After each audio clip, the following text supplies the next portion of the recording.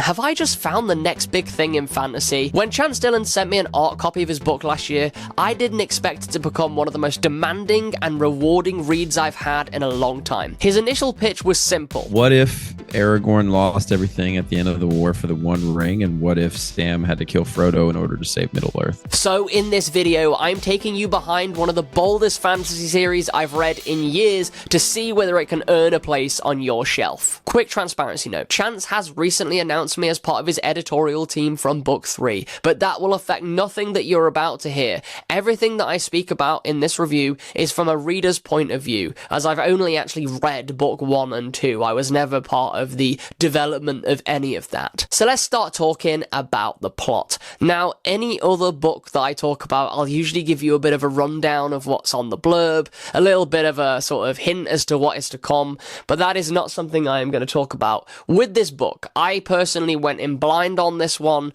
because while I knew the kind of concept, a lot of the stuff that Chance was throwing at me, such as it was like Malazan with Joe Abercrombie style characters in a sort of Elden Ring style narrative. Other than that, I didn't really know much about this book, and I want to kind of keep it that way for you as well. But there are a few things you do need to know about the plot going in. This is a plot that expects you to be confused at the very start, and it does eventually reward you for sticking around long enough. I would not say that if you're someone that is looking for a plot that is super straightforward and gonna get to the point, that this is a book for you. However, if you are ready to go and sort of be a little bit more confused, I've never read Malazan. I've heard it compared to Malazan in many ways. I've actually heard people say that, like, for books on end, they don't get what's going on in Malazan, and that is not going to be the case with this series. In this series, it does take a little bit of time to get used to, but you do eventually get to a point where you understand what is going on, and it just takes that little bit of time for you to be able to do it. It's totally intentional, and for me, I think when I went into this book, you had to have the right mindset. If you go into this book expecting an easy ride, this is just not the book for you. But if you are ready to stick around and just become slowly obsessed with something, then this book might mean something. There are a lot of things that this book does right, but book 1 in particular, the plot is tricky. So I just wanted to warn you going in that you need to be prepared for this journey. This is going to be a perilous journey, and you are going to grow, and that sits so well with the overall theme of the book.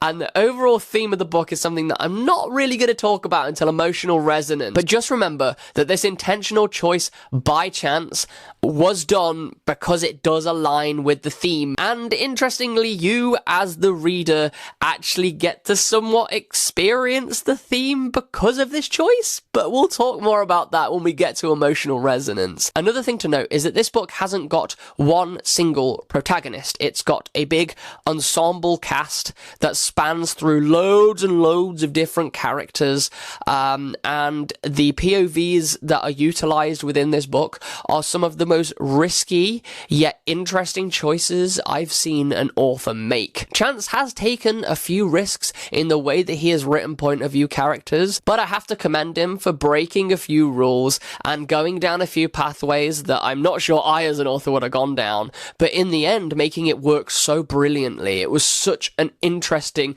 creative choice. His use of POVs, he tends to sometimes go into the point of view of a person that really isn't a big part of the plot, like they're not someone that you're meant to be rooting for or someone that you're growing with. But what this actually does is, instead of taking you away from the story, it actually enriches the overall story and gives you such a big understanding of the world without having to be like omnipotent. You get a really good understanding of what it is like to exist within this world, all because of these POV choices. Particularly within the opening scenes, there was something that I noted that he did in his 3-part prologue that I really liked, because the first POV that you see turns out to be a very interesting character, and where they are placed within the story is very interesting. Speaking of that 3-part prologue, it's gonna draw you in. It literally hits the ground running, starting up a concept that I think every single one of us will be able to relate to, and some huge emotions are felt within the first 35 pages of the book.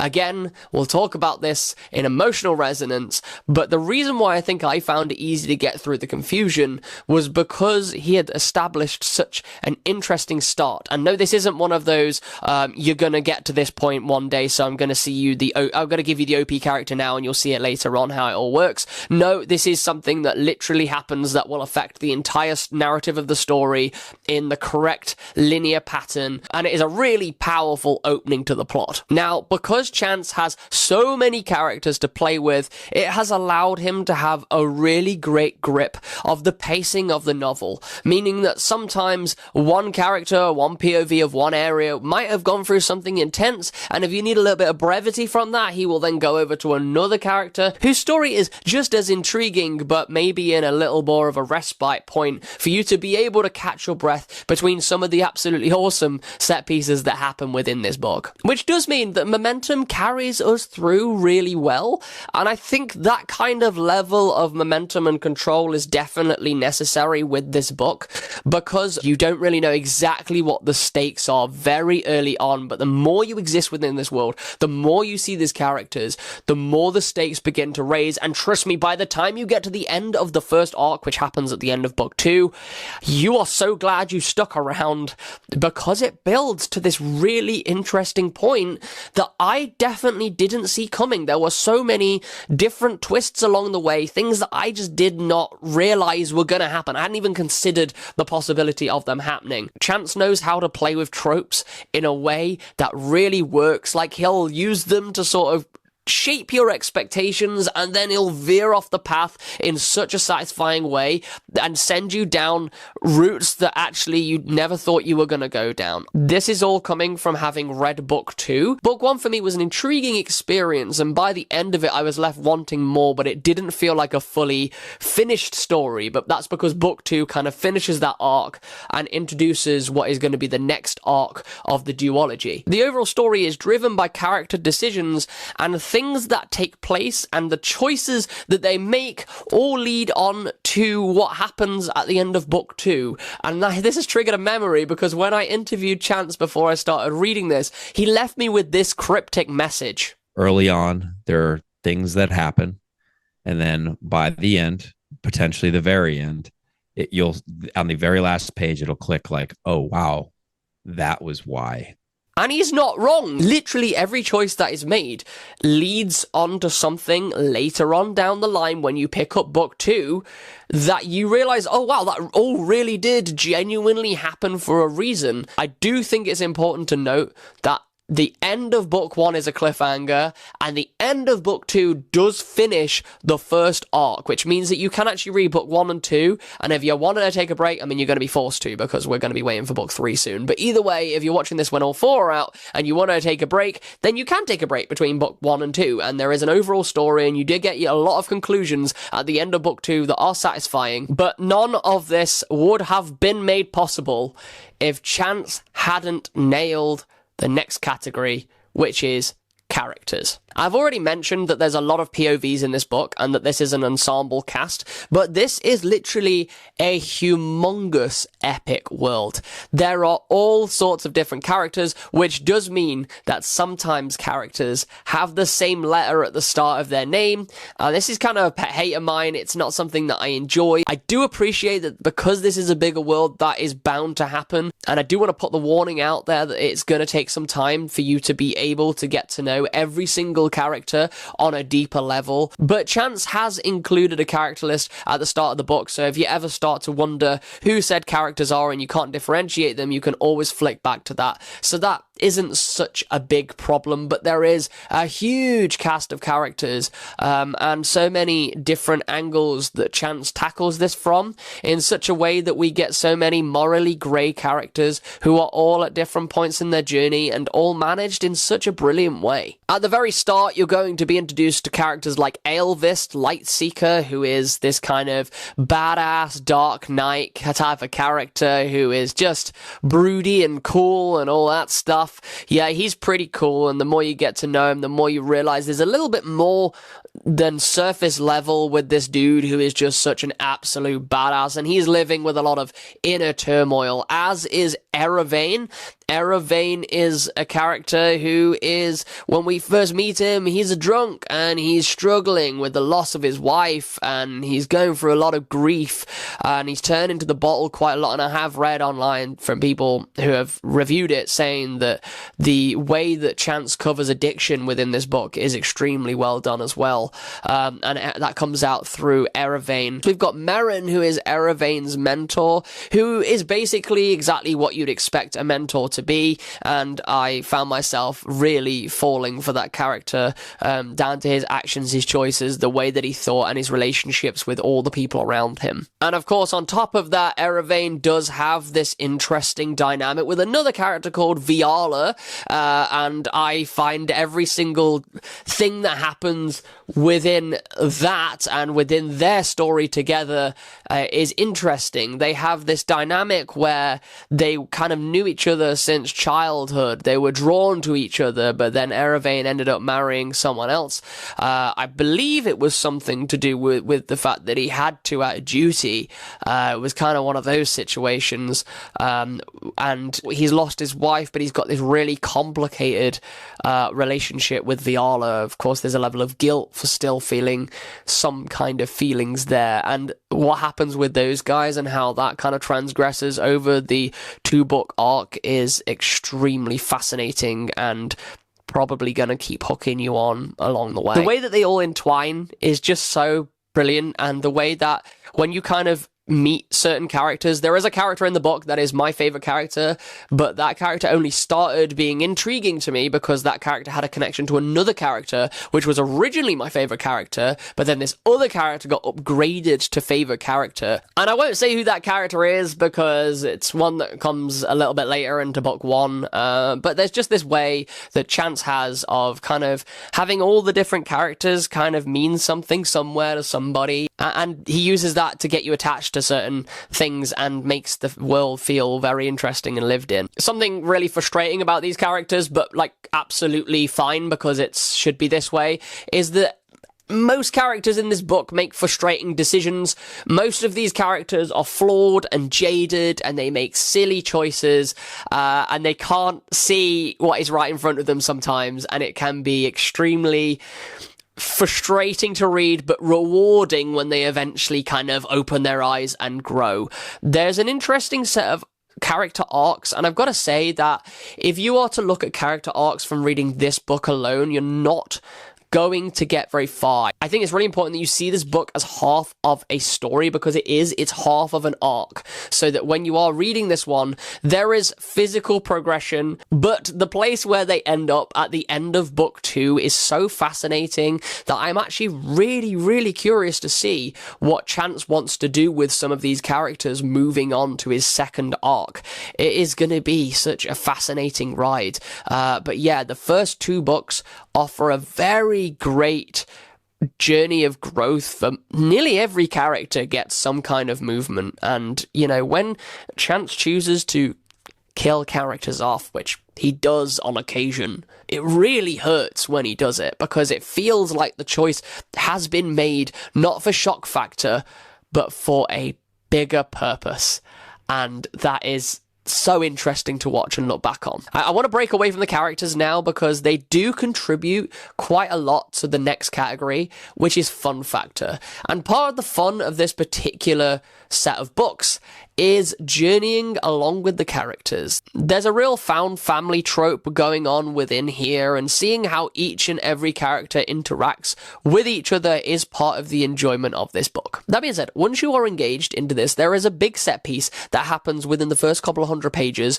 which is absolutely awesome. And Chance seems to know how to juggle like the thoughtful moments, the moments where we're taking some time to consider things and bring themes in, with the absolutely awesome heart heart-pounding kind of action stuff, which is where I think he excels. He does do very well at writing action. The action is so interesting. It's happening there and in the moment, and you don't even realize until it's happened, but then it does happen, and then you are just embroiled in this very extremely interesting conflict. And I don't want to go too much into book 2, but there are some really amazing set pieces within. I know this is really high praise, but I genuinely had the best time reading some of the set pieces in book 2.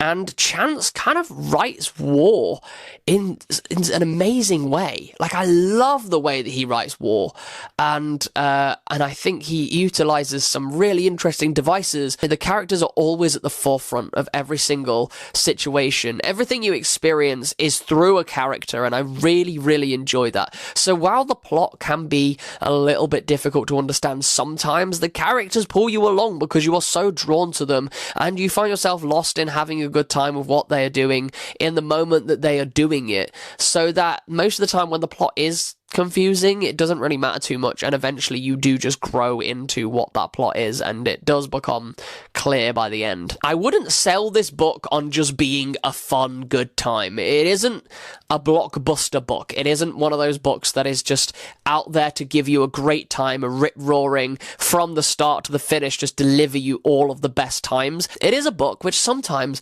forces you to sit back and take a pause and think about things deeply, and characters' choices deeply, and how that affects you and how that affects the world. And it is one of those books that bakes that in. So it isn't just the fun factor alone that this book excels on. It is more so that, and also the emotional resonance, which is the next category we're going to speak about. Chance really knows how to generate all sorts of feelings, but some of the ones I felt throughout this book are anger, sadness, hope, betrayal, grief. All of these things come to the forefront when reading these books, and they come from a place of deepness that I think that is only achieved from an author having experienced these kind of situations. Chance doesn't tell you what the characters are going through. He does a great job at showing you what they're experiencing. Throughout their actions, throughout their relationships, Chance just knows where to tug and what interesting things to add in to be able to make you feel a big plethora of things. And I got a huge amount of catharsis reading this book, actually. When I first spoke to Chance, I kind of knew that one of the things that was going to really mean a lot to me in this book was going to be the themes, because the overall theme of this book is that through suffering, through pain, and through pure resilience, everyone gets stronger. It's kind of like the whole what doesn't kill me makes me stronger situation, but on steroids. And remember how I was saying earlier that when I got to emotional resonance, I would explain what I meant by that. And that is that this book does not give you everything. It makes you work really hard for it. And you will go through some struggle reading this book, because you will struggle to comprehend exactly what is going on. You will struggle to comprehend what all of the world details are and what everything means. But once you sit in that struggle long enough, you will then start to connect the dots. And when you start connecting the dots, it gets extremely exciting from there on out. So yeah, that's kind of what I meant by that. You physically experience the struggle, and you come out on the other end stronger and more knowledgeable because of it. So the themes within this book mean the absolute most to me, and there are different ways that Chance explores suffering and what it does for us and the choices that we make regarding it. However, I do think he just does a great job of showing every single point of view instead of just shying away and kind of saying these are the good ones, these are the bad ones. He basically gives you absolutely everything, and you get to experience every single one of that. And the other theme that is underlying all of this is grief. The sheer amount of grief that all of his characters go through is very, very prominent and very, very clear that someone who has been through such a lot of grief in their own life has written this, because it comes across so genuinely. There were times within this book where I literally stopped and was just shocked by what had just happened.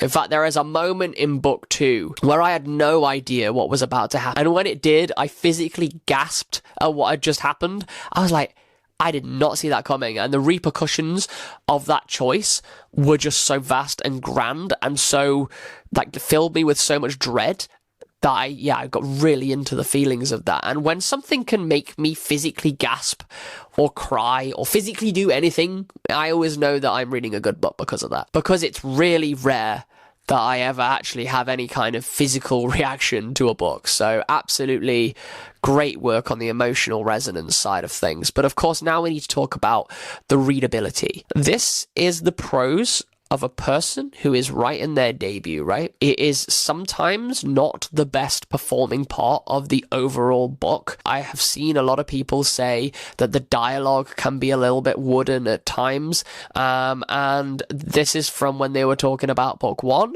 I personally didn't really find any problems with the dialogue. Like, I felt like most characters had their own voice. When I was beta reading book 2, there were a couple of moments when characters might have said something that just felt a little off for that particular character. But again, that was the beta read, so those things are going to get fixed anyway. I wouldn't say the dialogue was all that bad. For me, the prose kind of... I think Chance is learning how to become better with the way that he uses his words, particularly the difference between book 1 and 2. It's very clear that he's still learning as an author and growing as an author. I think at the minute, the way that Chance writes is mostly accessible. There are occasions when things happen that are a little bit unclear, not necessarily whether that's intentional or not, I don't know, but then the clarity does come later. So sometimes it's action first, clarity later. To give you a specific example of this from the prologue that is completely spoiler free, there is a point when a character is hit by an arrow. You find out about the physical impact before you figure out what has actually happened. It kind of works in that situation, and I've seen Chance do this 1 or 2 times throughout the series. So sometimes there is a little bit of a lack of clarity, but the clarity does eventually get there, and it could well have been a choice, especially in that situation, but I won't go into that too much. So yeah, the prose is a work in progress. However, it is absolutely by far not unreadable. It is actually fine. It takes you through, it does its job, and I think I can see Chance's voice developing with every word that I read. The prose never broke immersion for me, so it's very important to know that, in fact, as far as readability goes, it's actually really, really good to read and really interesting to read. But I think there's kind of like two sides of the spectrum. That there's a kind of simple to the point Brandon Sanderson, and then you've got all the way over here with like Patrick Rothfuss doing all of his kind of interesting, beautiful wordplay. And I think Chance is kind of still trying to figure out whereabouts he sits on that particular line, but it is an absolute joy to be there and watch him actually grow through the writing. But the final thing that I'm going to speak about, before I give you my overall thoughts as to whether it is for you and who I think this book is actually for, is the world. And quite like literally everything that I've spoken about in this video already, the world expects you to just exist in it. There is no major info dumps. In fact, I think Chance pretty much escapes most info dumps, and he does this because he expects you, the reader, to be intelligent enough to pick up what you can as you progress within that world. I guess it's kind of like real life. You know, we're thrown onto this planet, we have no idea what's going on, we just live for a little bit. And eventually things do start to click, and that is very much what happens with this world. When you've existed in it enough, you do start to get a good enough grasp of it. Particularly at the end of book 1, I was starting to get a better grasp of it by the time I went into book 2. And then throughout book 2, I was starting to get one click after another. I was like, oh, I get that now, which creates a level of rereadability for book 1, which is what's really fascinating about this concept of being confused at first, because when you go back in and you're not confused, I think book 1's going to be even better on a second read, to be quite honest with you. In terms of the world itself, I don't think I got every single detail by the end of book 2. I wouldn't say that I know every single tiny detail of the world, but I think a lot of that is failing on my behalf. I think I'm the type of person that needs to read things a few times before it really goes in. However, I know enough to be able to fully engage with where the magic affects the plot, and I think that is kind of all I really needed. But the world is very immersive and it's unapologetically lived in, and I actually really, really appreciated it for that reason. I knew I was going into this, though. You know, I knew that when I started reading that I was going to read a world which wasn't going to tell me pretty much anything. I'd learn things as I went, and there are times when you've got to go to the glossary at the back. There is a big glossary at the back, and sometimes you'll find a term and you'll go to that glossary to find said term to figure it out, and sometimes you'll figure it out, and sometimes the glossary will make you go, I wonder what that means. But I think that it generates more intrigue for me. But it is one of those worlds that you've got to be prepared to not know everything and prepared to be questioning a lot of stuff, but not in such a detrimental way where you won't really be able to relate or understand what is going on with the characters of the story. So there's always something to learn with this world. And if that's something that entices you and you just want to experience a world instead of being spoon-fed information, then this is going to be a great book for you. I also know that when I spoke to Chance, he told me that one of his characters, Aelvis Lightseeker, was a character that he played in D&D, and I can see some mild D&D inspirations towards the world, but it leans more towards that kind of Elden Ring vibe, and I really, really like the way that he explained the reading style being a bit like Elden Ring, where if you've played Elden Ring, you're basically thrown into this amazing, beautiful world, and you go and you experience it, and you don't really know what's going on there either, but it's actually extremely fun to explore, and one of the greatest things about that game is the sheer exploration, and I think that Chance has managed to capture that perfectly within this book. But the biggest question here is, should you read this book? Is this really something that you want to pick up? Well, let me tell you why you shouldn't read the book. You shouldn't read the book if you are new to fantasy, okay? If you are new to fantasy and this is your first ever fantasy book, this might just put you off the genre, because this is going to take you to be able to get through the initial learning curve, and it's going to take a little longer to be able to do that. There is a thing in fantasy that I like to call the learning curve, which is where you have to figure out actually what the world is, what the magic is, and it's just stuff that you'll do along the way quite naturally. It's such a normal thing to happen within a fantasy book, and some books kind of get to the point straight away, and other books take a little bit longer, and this book does take a little bit longer. However, if you are looking for a bit more of a challenge within your fantasy, and you're looking for a book which is gonna force you to think on your feet and force you to be able to start piecing things together and asking questions and building up theories, then this is gonna be the perfect book for you. It's a dark, gritty, serious in tone fantasy, so if you're looking for something that's going to take you into the darkness, then this is the place to be. There's a little bit of banter, but nothing massively lighthearted in terms of humor. However, I will say that one of the greatest things about this book, and the reason why I stand by this being one of the next big things in fantasy, is that it really does reward you for the time you spend being confused. You don't come out of this story feeling frustrated and annoyed that you've spent a load of time trying to figure something out and then figured nothing out. You will find something at the end of it, even if it's not the same thing that I found at the end of it. Now, have you read this book? Would you say that it's worth picking up? Are you excited for Ill is the Fate? I am so excited for everyone to be able to read that book so I can fully discuss it with them. But thank you so much for watching this video. If you found any kind of help from it, please don't forget to hit the subscribe button. I will see you all in the next one. Goodbye.